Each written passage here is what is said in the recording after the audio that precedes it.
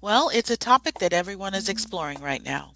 Many of the major cruise lines, Norwegian, Royal, and Carnival, have recently announced cancellations of their sailings from the U.S. for the rest of 2020 and some well into the first quarter of 2021.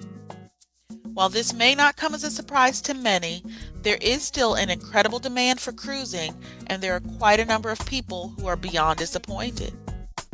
When the CDC's no sail order was lifted in late October, early November of this year, the CDC replaced that order with what I'm calling their caveats to cruising. This new order requires cruise lines to clearly identify a path to safe sailing.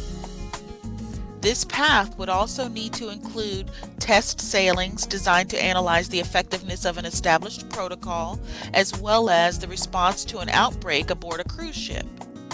Welcome back, everyone. Mrs. H here, and today we're talking ocean cruising. The question of the day is, why are cruises being canceled for the remainder of 2020? Well, let's talk about it. Before we begin, please remember this channel is a safe space for constructive dialogue and no attacks will be permitted. However, civil commentary and opinions are always encouraged, so please leave your respectful comments below. Now, who knew the topic of a relaxing ocean cruise could be so polarizing? Anti-cruisers suggest that cruise supporters who were looking for cruising to begin this year have no regard for public safety. Cruise supporters are proclaiming that this is far from the truth, as they wholeheartedly support a clear path to safe cruising. Now, they point to the successful resumption of cruises to nowhere in places like Europe and Asia that have already begun. Some suggest that the CDC could have taken their cues from these examples earlier on. Another concern cruise supporters have expressed is the negative impact to our economy that this travel suspension has created. For example, the thousands of laid-off crew members who worked aboard cruise ships, the countless dock workers at cruise ports, various suppliers and area restaurants and attractions that have experienced a considerable slash in business.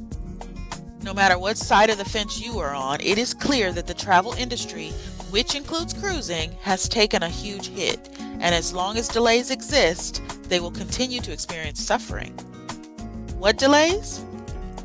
Well, there is a considerable amount of time, money, and planning that will go into first complying with the new order to start test runs.